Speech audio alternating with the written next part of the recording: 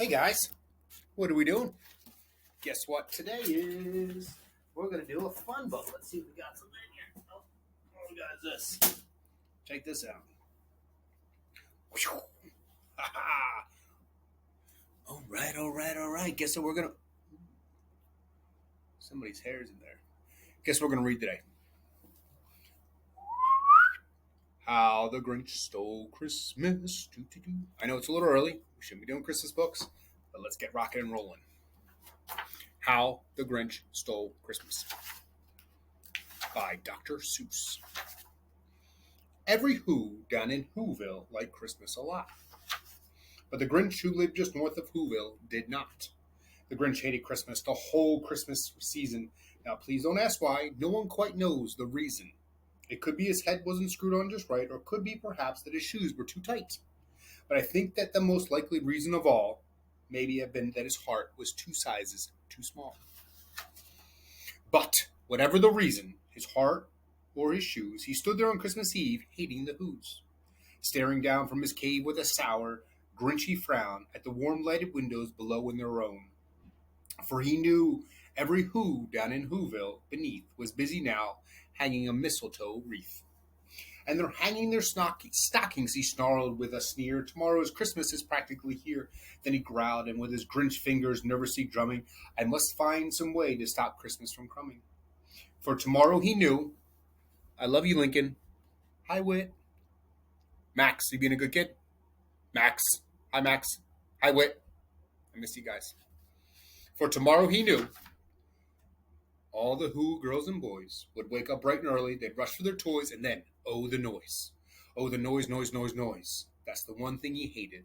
The noise, noise, noise, noise, noise, noise, noise. Look at that.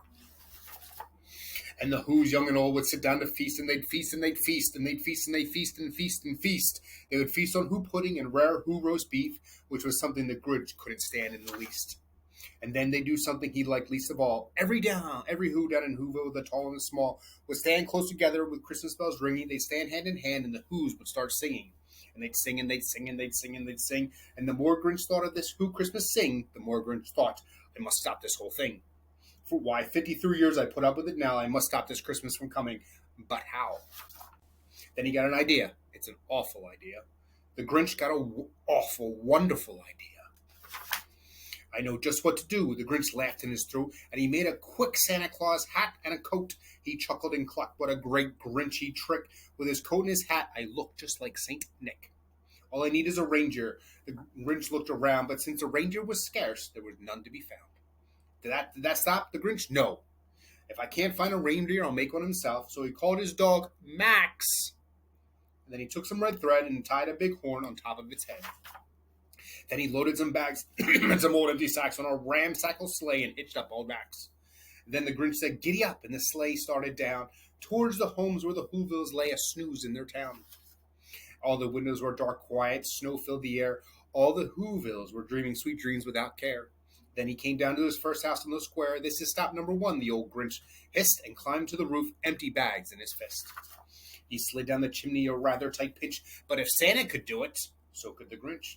He only got stuck only once for a moment or two, and then stuck his head out of the fireplace, flew, where the little Who stockings are hung in a row. These stockings are the first thing he said must go. Then he slithered and slunk with a smile most unpleasant. Around the whole town he took every present, popguns and bicycles, roller skates and drums, checkerboard tricycles, popcorn and plums, and he stuffed them in the bags. And the Grinch very nimbly stuffed all the bags, one by one, up the chimney.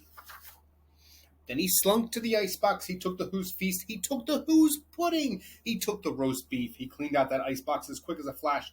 Why, that Grinch even took the last can of Who hash. Then he stuffed all the food up the chimney with glee, and now, grinned the Grinch, I will stuff up the tree. And the Grinch grabbed the tree and he started to shove. Then he heard a small sound like a coo of a dove. He turned around fast and small Who, little Cindy Lou who was not more than 2. The Grinch had been caught up by this tiny Who daughter who got out of bed for a cup of cold water. She stared at the Grinch and said, Santa Claus, why? Why are you taking our Christmas tree? Why?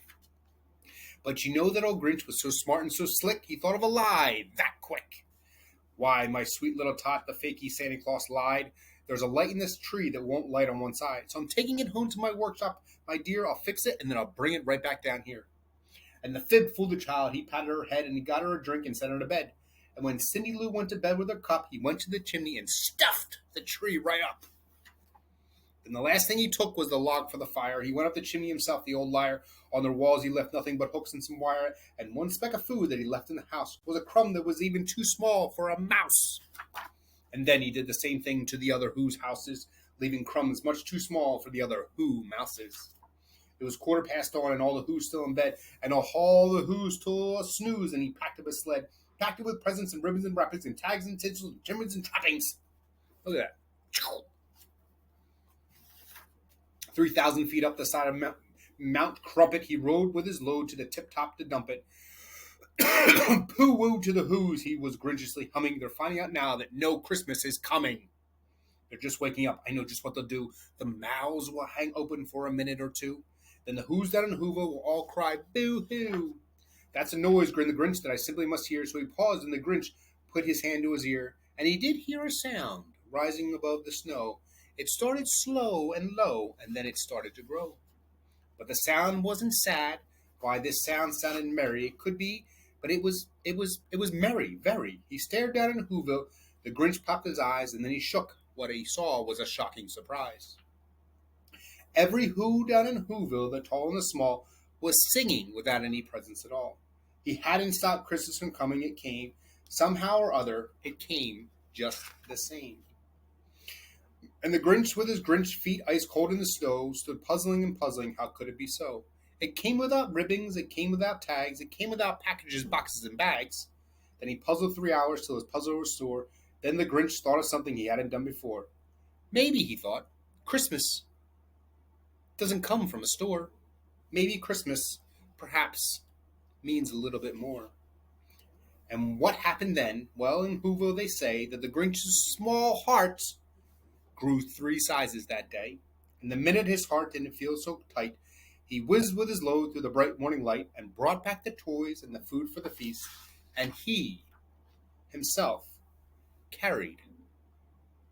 The Grinch himself carved the roast beef. The end. I love you guys. I hope you guys enjoyed that book. I can't wait to see it. I hope you like my hat. It's pretty elfy. I miss you fellas. I hope you guys are having a wonderful day. I hope you're teaching your mother just right, because that's what they say. I love you. Be good. I'll talk to you soon, guys. Go Birds.